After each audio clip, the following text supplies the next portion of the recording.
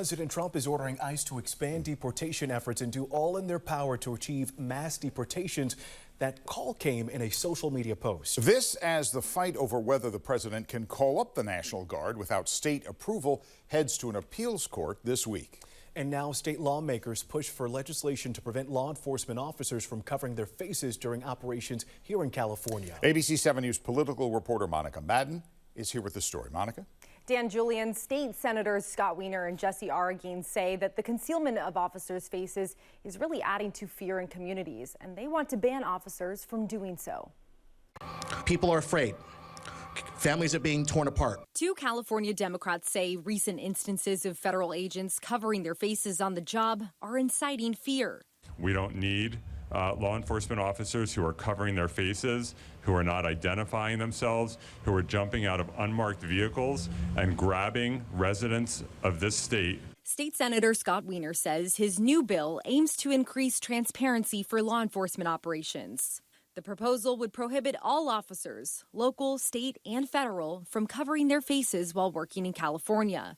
It carves out exceptions for medical masks, wildfire face coverings, and SWAT teams.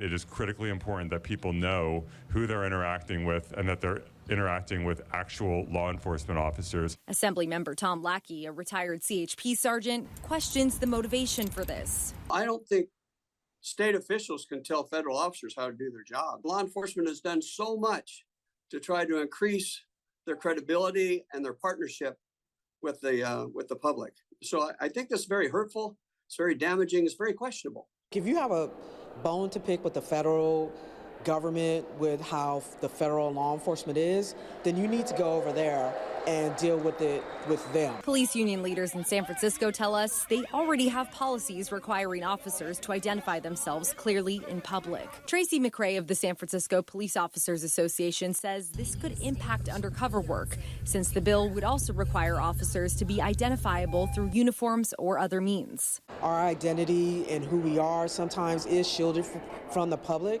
because it's a safety issue. I've heard of officers being doxxed. Right? That's never a good thing. In response, the White House referenced President Trump's recent social media post where he suggested protesters covering their faces should be arrested.